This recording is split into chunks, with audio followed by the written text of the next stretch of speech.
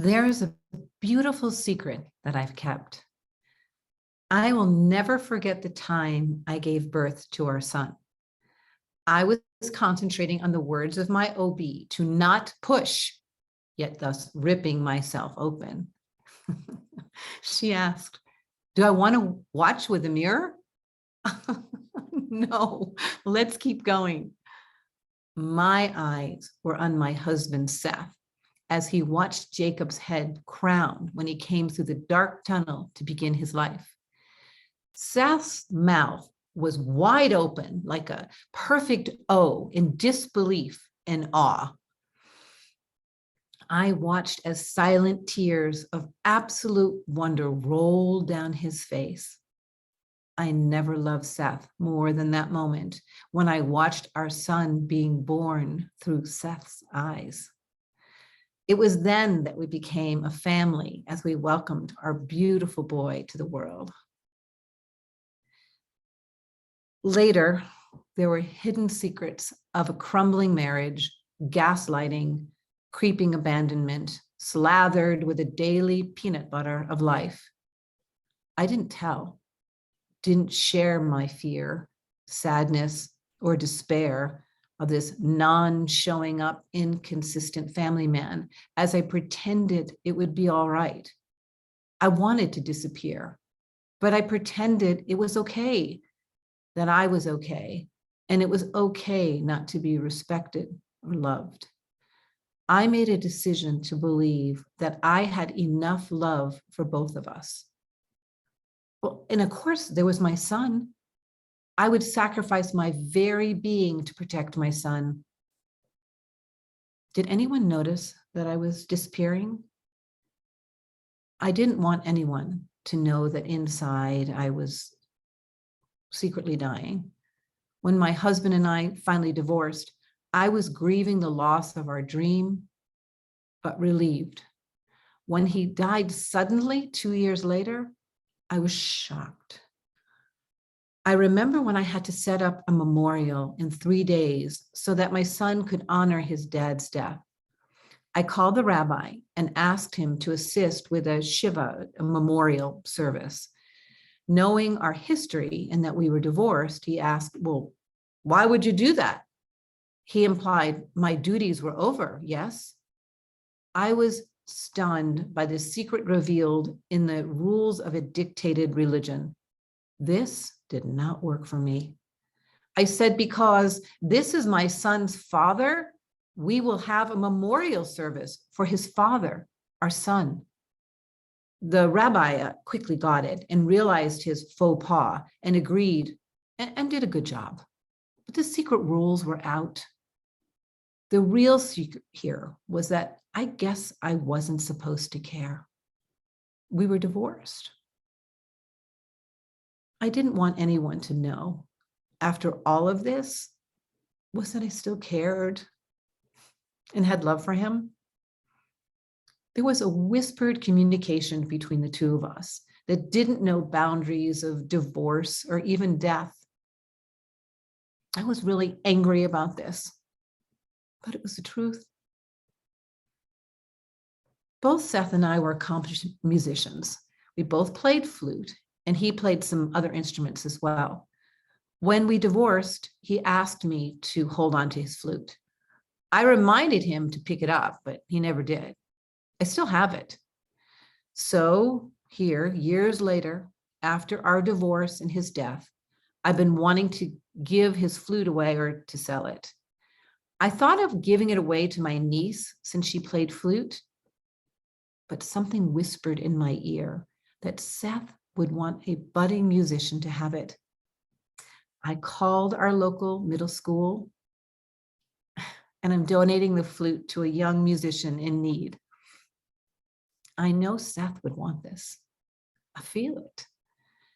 This is the kind of quiet giving we shared. I believe that through it all, this knowingness, this transformation, there would always be love and maybe something better after that.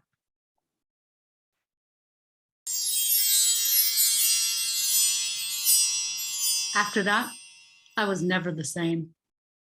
In 2012, I had a full-blown panic attack. It started in a restaurant during dinner with my sister and our friend. My sister, who doesn't drive, and our friend, who was left to drive my mom's brand new car back to our house. A panic attack that had me in the ER, on oxygen, and being given Ativan. I've never had a panic attack before, and it was scary. Heart palpitations, dizziness. I thought for sure I was having a heart attack and would soon be dead. I remember in the ER asking the nurse to make the room stop spinning. She said, "Oh, honey, only you can do that.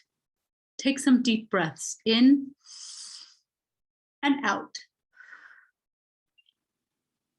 I'd also never seen my mom so scared as she sat at the edge of the hospital bed crying. I decided soon after I got home that there had been a reason for my panic attack, and I needed to figure out what that was. So I began seeing a therapist.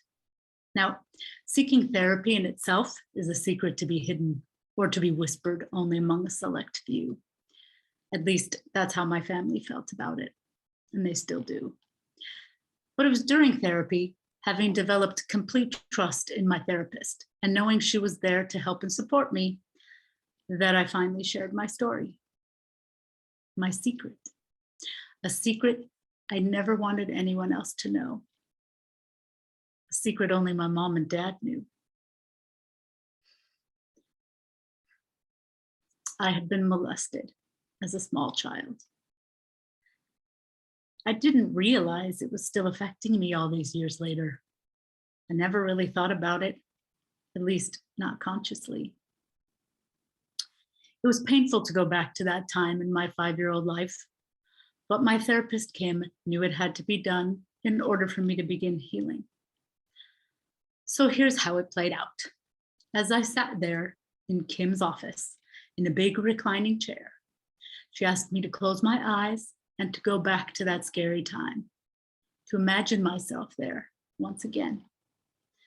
Kim was assuring me that she was right there and that I was safe. Whenever I would have the slightest reaction, Kim would remind me that I was okay and that I was safe. So there I was, recounting the story for the first time, out loud. The 5-year-old going potty like any kid would, and in walks the creepy uncle, as Kim dubbed him. Wasn't my uncle or any relative of mine, mind you. I was at a daycare on my street, run by a neighbor whose brother was frequently there. He was the creepy uncle. This old man who walked into the bathroom after me and proceeded to touch me, rub me, and smell me where I knew he had no right to be. I was 5 and I knew it was wrong. This was something in my young way that I called him out on. I went to my parents and told them what he had done to me. They pulled me out of there right away. My dad wanted to kill him, but being a nonviolent soul and law-abiding citizen, he called the police instead. As it turns out, I was not the only child the creepy uncle had done this to. The daycare was shut down and the creepy uncle taken to jail. I still get anxious talking about it, and the shame, it's hard to lose. But I know it wasn't my fault. I know I have the chance to help other children who have gone or are going through this. I was there. It happened to me. I survived. I'm stronger for having gone through it, and stronger still for being able to share my story. This was the secret kept for over 30 years, but it was also the secret revealed.